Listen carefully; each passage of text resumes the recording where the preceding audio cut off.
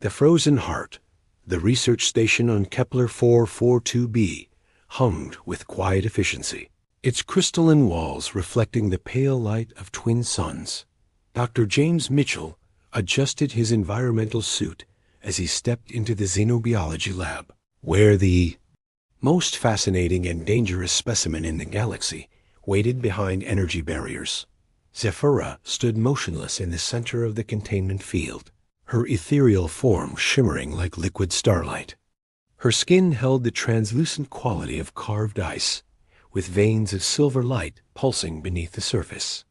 She was beautiful in a way that made humans forget to breathe, but her eyes held the cold distance of someone who had witnessed the death of worlds. "Good morning, Zephyra," James said, activating the translation matrix. The celestial being turned her head slightly, acknowledging his presence with the barest movement. "Dr. Mitchell." Her voice carried harmonics that seemed to resonate in dimensions beyond normal hearing. "You persist in these meaningless rituals. I have told you before that your species' need for social connection is a weakness your evolution should have discarded." James settled into his chair, opening his research tablet. 3 months of daily sessions, and she still spoke to him like he was a primitive animal. The Celestials had once been the galaxy's most advanced civilization, their technology capable of manipulating matter at the quantum level. Then something had gone wrong. Their homeworld had become a frozen wasteland, and the survivors had scattered across the stars, emotionally severed from all connection. "Perhaps," James replied, reviewing his notes. "But this human weakness has helped us survive extinction events, build civilizations, and now travel between stars. Connection isn't always a liability." Zephyra's expression didn't change, but he caught a flicker of something in her luminous eyes. Curiosity, maybe, or perhaps contempt. "Your species survived through aggression and reproduction, basic animal instincts. What you call connection is simply biological programming designed to ensure genetic continuation." "Is that what you believe about all emotional bonds?" James asked, leaning forward. "That they're just evolutionary tricks?" "I know it," she said with finality. "My people transcended such primitive needs long ago. We achieved perfect logical clarity, free from the chaos of feeling, until ... She stopped, her form flickering like a candle in the wind. James had noticed this before whenever she approached certain topics about her past. The Celestials' fall from grace remained one of the galaxy's greatest mysteries. "Until what happened to your world?" He pressed gently. Zephyra's silver eyes fixed on him with intensity that made the air seem to crackle. "Nothing that concerns your research, Dr. Mitchell. My people's mistakes have no bearing on your primitive understanding of consciousness." James made a note on his tablet, but not about her words. He was documenting the subtle changes in her bioluminescent patterns whenever she spoke about her past. Despite her claims of emotional detachment, her body betrayed traces of something deeper. Pain, perhaps, or regret. "I'm curious about something," he said, changing tactics. "If connection is truly meaningless, why do you respond to kindness? Yesterday, when Dr. Harrison brought you those quantum crystals to examine, your entire demeanor shifted. You became almost ... gentle." For the first time since his arrival, Zephyra moved. She approached the energy barrier, her movements fluid and hypnotic. "I responded to intellectual stimulation. Your colleague presented me with an interesting puzzle. Nothing more." But James had been watching her for months, learning to read the subtle cues in her alien physiology. The way her inner light pulsed when she was engaged, the slight tilt of her head when she was considering something new. Right now, despite her words, every signal suggested she was lying. "Perhaps," he said softly, "but I think there's more to it than that. I think you remember what it felt like to care about someone, and it frightens you." Zephyra's form went perfectly still, her light dimming to almost nothing. For a moment, James thought he had pushed too far. Then she spoke, her voice barely above a whisper. Fear is another weakness your species indulges in, Dr. Mitchell. We Celestials have moved beyond such limitations. But as she turned away from him, James caught something in her reflection on the laboratory's polished walls. For just an instant, her perfect composure cracked, revealing something vulnerable and profoundly sad. Something that suggested her. People's transcendence had come at a cost she was only beginning to understand. The session ended in silence, but James left with the growing conviction that beneath Zephyr's frozen exterior lay a heart that had forgotten how to beat. And for the first time in his career, his scientific curiosity was matched by something deeper, the very human desire to heal what was broken. Cracks in the ice, the emergency klaxons, shattered the station's usual calm at 0347 hours. James bolted. Upright in his quarters, his mind immediately racing through possibilities. Station breach, solar flare, system failure, or worse. He grabbed his emergency kit and raced toward the command center, his bare feet slapping against the cold metal. Floors. Commander Torres was already at the main console, her face grim in the red emergency lighting. "What's the situation?" James asked, pulling on his jacket. "It's not the station," Torres replied, her fingers dancing across holographic displays. "It's your Celestial. Something's wrong with the containment field, and her energy output is spiking. Beyond safe parameters." James felt his stomach drop. "Is she trying to escape?" "Negative. If anything, she's trying to contain herself. Look at these readings." Torres pulled up a three-dimensional display showing Zephyr's cell. The Celestial stood in the center, her form blazing with uncontrolled energy, while she struggled to maintain some kind of internal balance. "She's fighting something," James realized. "A memory, maybe, or some kind of psychological episode. I need to get down there." "Absolutely not," Torres said firmly. "Those energy levels could kill you instantly. We're preparing to evacuate the section." But James was already moving, his scientific training warring with something deeper. In the 3 months he'd studied Zephyra, he'd seen her maintain perfect control over every aspect of her being. This breakdown wasn't random. Something had triggered it, and he had a growing suspicion about what thought the xenobiology lab was a chaos of flashing lights and warning signals. Zephyra stood at the center of her containment field, her form shifting between solid and pure energy. Her usual silver radiance had become a violent storm of colors, cycling through spectrums that hurt to look at directly. "Zephyra!" James called out, approaching the energy barrier despite the danger readings. "What's happening? Talk to me." Her head snapped toward him, and for a moment her eyes focused with desperate clarity. "Stay back, Dr. Mitchell. I cannot control ... Another wave of energy pulsed from her form, and James felt the heat, even through the containment field. But he didn't retreat. Instead, he did something that probably qualified as the most dangerous act of his career. He reached out and placed his hand against the energy barrier. The feedback was immediate and agonizing. Electricity raced up his arm, and for a moment he felt like he was touching a star. But through the pain, something else came through. Images, emotions, fragments of memory that weren't his own. He saw a world of crystal cities and beings of light, perfect and beautiful, and utterly alone. He felt the cold logic that had replaced warmth, the efficiency that had replaced love. And beneath it all, a terrible emptiness that grew larger with each passing century. "I can feel it," he gasped, maintaining contact despite the burning pain. The loneliness. The regret. "You remember what you lost, don't you?" Zephyr's form flickered, and for an instant she looked almost human. Fragile. Broken.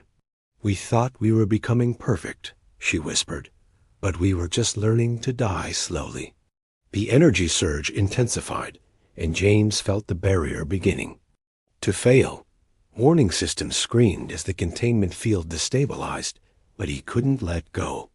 Through their connection, he could feel Zephora's pain as if it were his own. The weight of centuries of isolation, the memory of warmth that had been deliberately excised from her people's souls.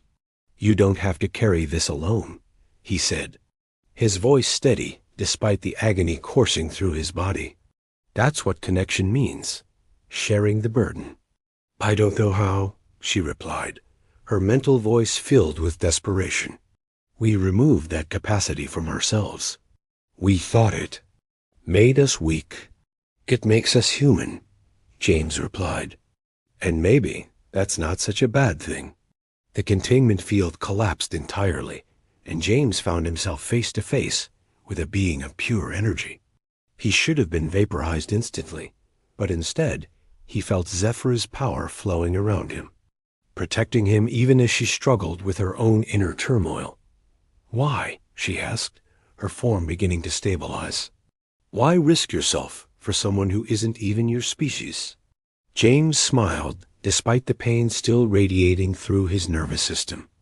"Because that's what we do. We're foolish enough to care about each other, even when it doesn't make sense. Especially when it doesn't make sense."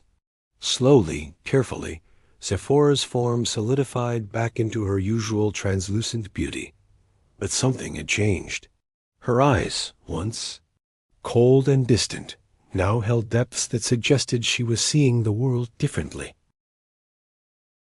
"This connection you speak of," she said quietly, "it is not entirely unpleasant." James laughed, relief and exhaustion making him giddy. High praise from a celestial. Most humans would call it the best part of being alive. Security teams burst into the lab, weapons drawn and medical scanners active. But James barely noticed them. He was too busy watching Zephra, seeing the first cracks appearing in the ice that had surrounded her heart for centuries. "Dr. Mitchell," she said, as the medical team began checking his vitals. "Tomorrow, I would like to understand more about this weakness you call friendship." It was a small step, but James recognized it for what it was. The beginning of a transformation that would change everything for both of them. The warmth of understanding. Next morning brought unexpected changes to the research station. James arrived at the lab to find Zephra had arranged her quarters differently, creating what looked almost like a conversation area. She stood near the barrier, her form more solid and stable than he'd ever seen it. "You came," she said, and James caught something new in her voice. Uncertainty, perhaps, or hope. "I said I would," he replied, settling into his usual chair. "Though I wasn't sure you'd want to continue after yesterday." Yesterday was illuminating. Zephra moved closer to the barrier, her silver eyes studying his face with newfound intensity.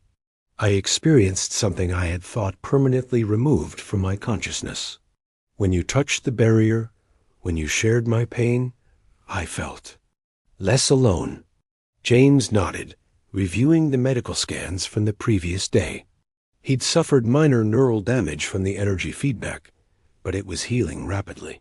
More importantly, the readings from Zephra showed stable energy patterns with fluctuations that seemed almost ... emotional. "Tell me about your world," he said gently.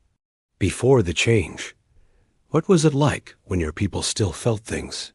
Zephra's form flickered, and for a moment, James thought she might retreat behind her usual walls.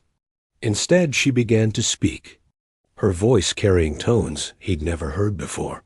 "We called it Lumina, a world of crystal forests and aurora seas, where beings of light danced between the stars. We created art that could make matter sing, wrote poetry in the language of quantum mechanics, loved with the intensity of collapsing suns."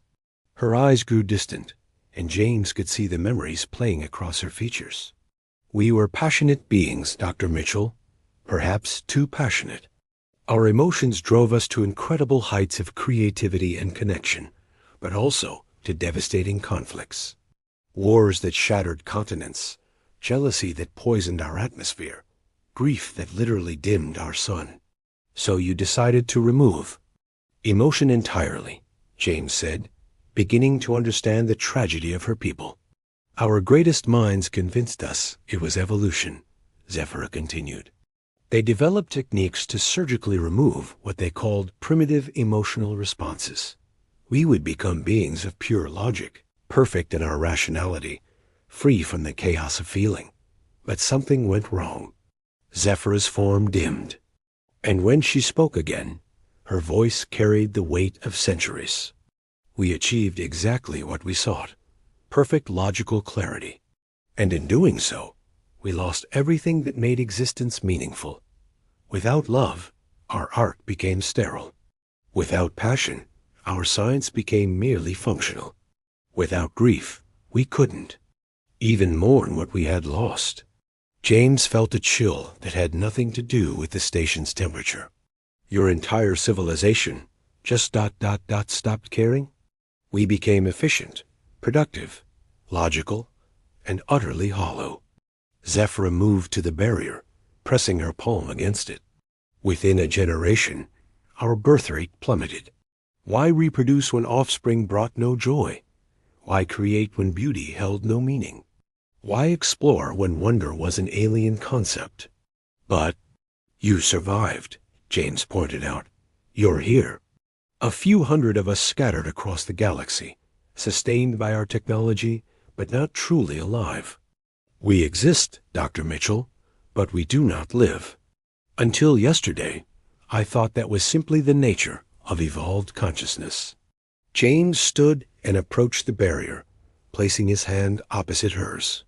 The energy field hummed between them, but it no longer felt dangerous. Instead, it felt like a bridge waiting to be crossed. What changed yesterday? He asked. You showed me something I had forgotten existed, Zephyr replied. Compassion without purpose. Care without benefit.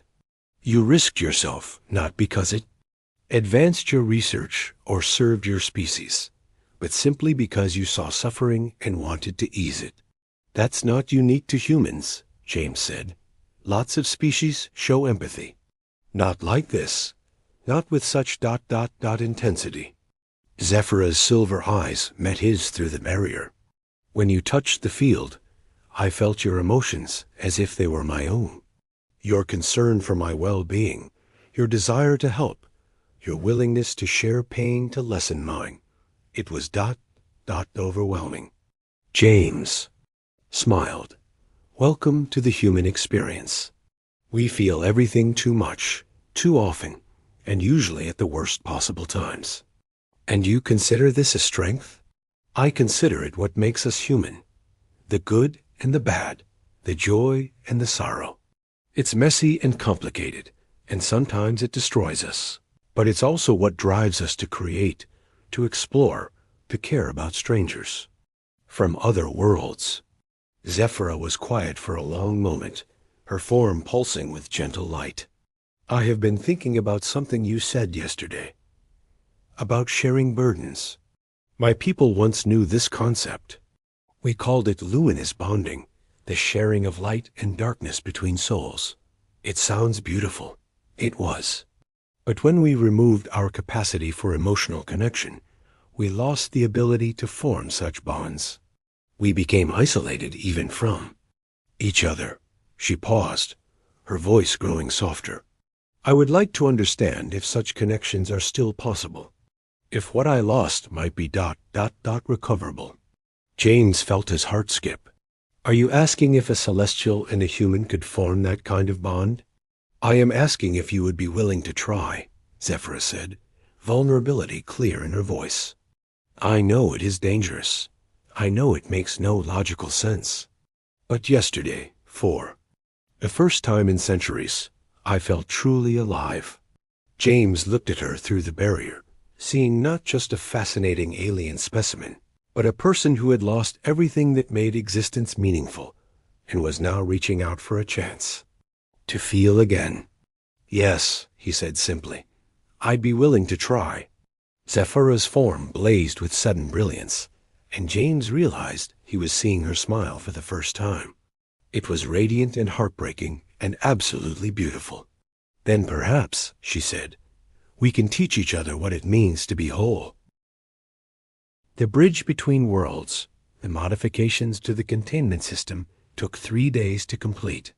James worked alongside Station, Chief Torres, and the engineering team to create what they were calling a controlled interaction chamber. Essentially, a way for Zephyra to exist outside the energy barrier while maintaining safety protocols. "This is insane," Torres muttered as she reviewed the final calibrations. "We're essentially creating a direct neural link between a human and a being of pure energy. The risk factors are off the charts. All the best scientific breakthroughs involve calculated risks," James replied, though he couldn't deny the butterflies in his stomach. "Besides, Zephyra has been learning to control her energy output. The readings show she's becoming more stable." "More stable, maybe, but still capable of accidentally frying your brain," Torres pointed out. "Are you sure about this, James?" "This goes way beyond standard research protocols." James looked through the observation window at Zephyra, who was practicing energy manipulation exercises he'd suggested. She was creating small sculptures of light, flowers, butterflies, abstract patterns that seemed to move with their own life. "This isn't just research anymore," he admitted. "She's been alone for centuries. Torres. Her entire species chose isolation over connection, and now they're dying out because of it.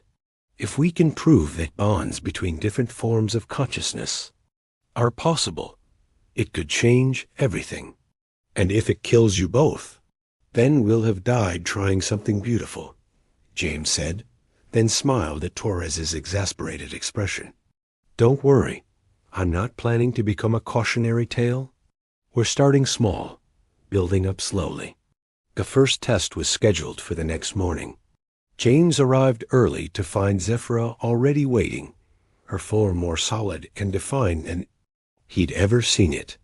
She had shaped herself into an almost perfectly human appearance, though she retained her translucent quality and inner light.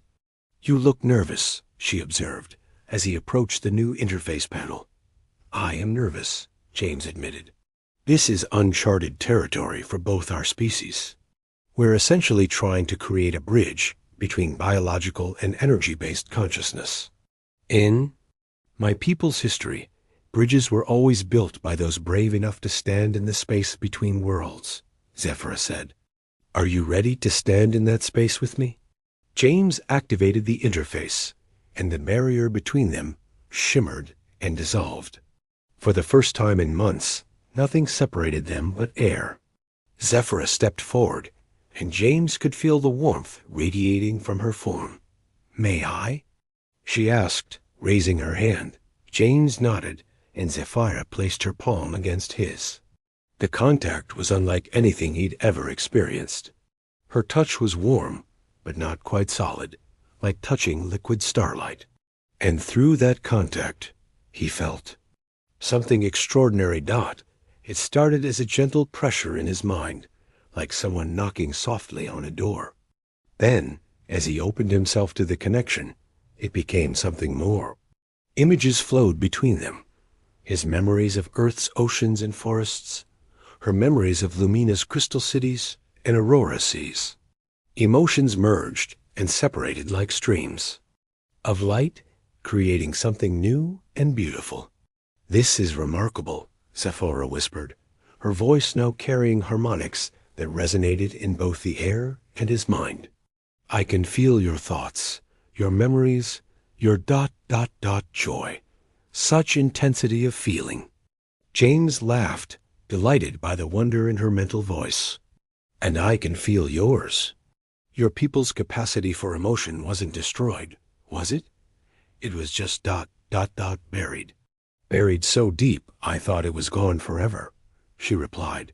"But through your connection, I can feel it stirring, like ice beginning to thaw."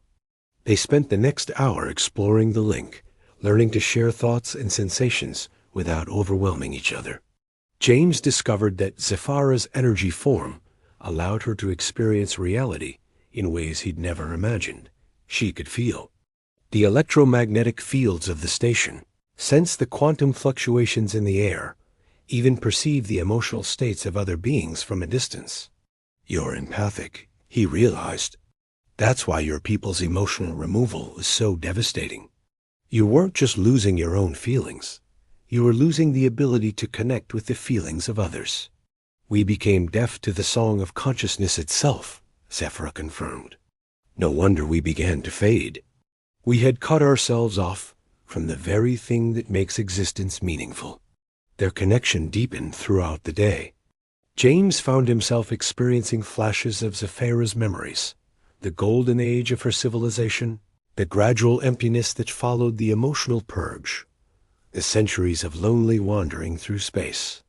In return, he shared his own experiences of human connection, family gatherings, friendships, the simple joy of caring for another person.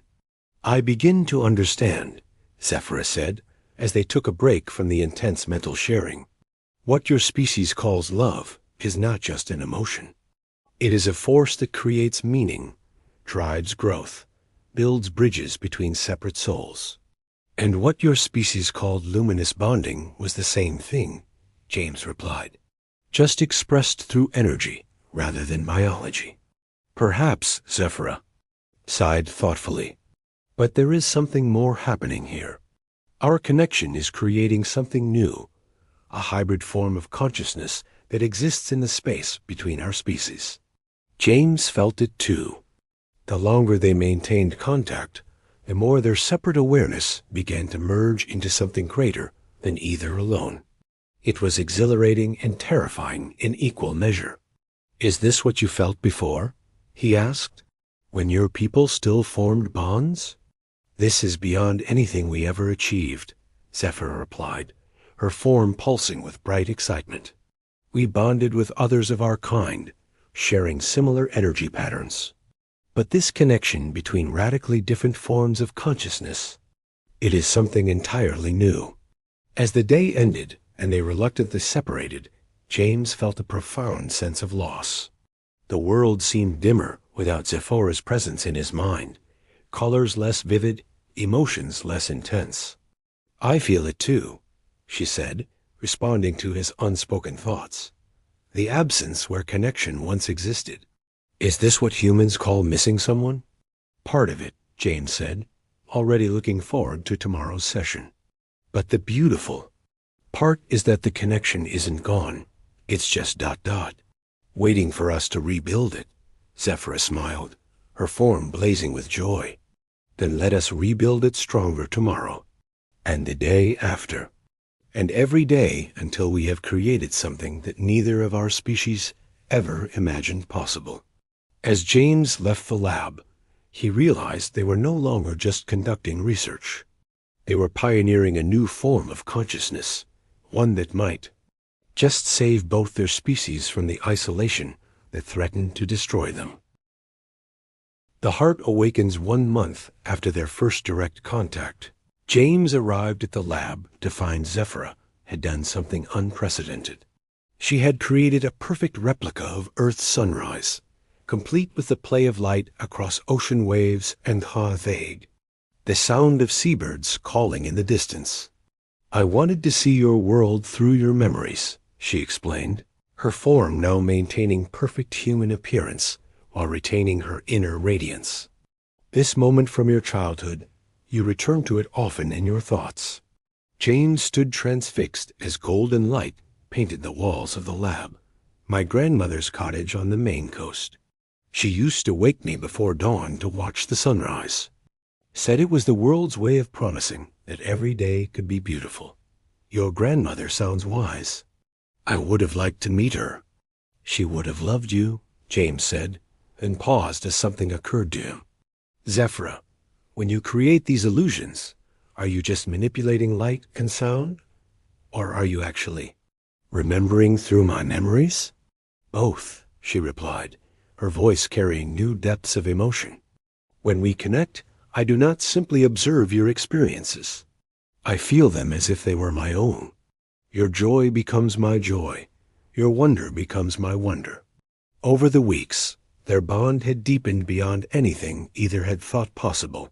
The neural link had evolved into something more intimate, a sharing of consciousness that allowed them to experience reality through each other's perspectives.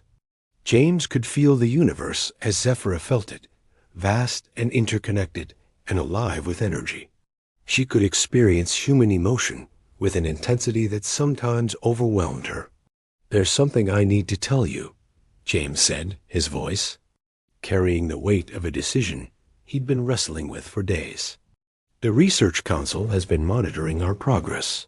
They want to expand the program, bring in other researchers, maybe even attempt similar connections with other isolated species." Zephyra's form flickered, and he felt her sudden anxiety. "Through their link, they wish to replicate what we have built?